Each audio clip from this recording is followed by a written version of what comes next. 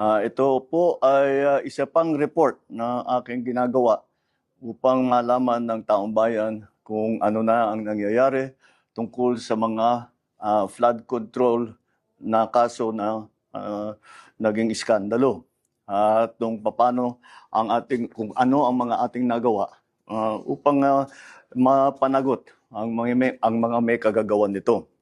Kaya nais kong i-report na ang ombudsman formal nang naghain ng kaso laban kina Saldico at iba pang 17 individual batay sa mga ebidensyang iniakyat ng ICI at saka ng DPWH.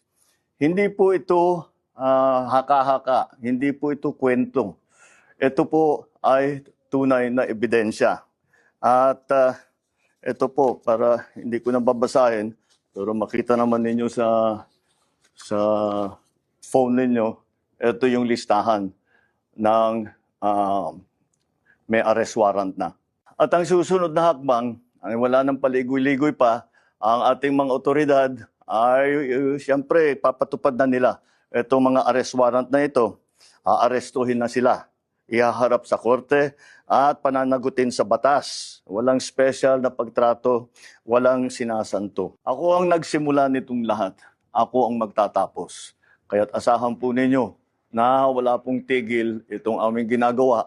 At kahit na parang napakatagal ang dumaan na panahon, ako'y nagpapasalamat sa pasensya ng ating mga kababayan. Ngunit nagbunga na ng resulta ang mga pasensya ninyo. Maraming salamat.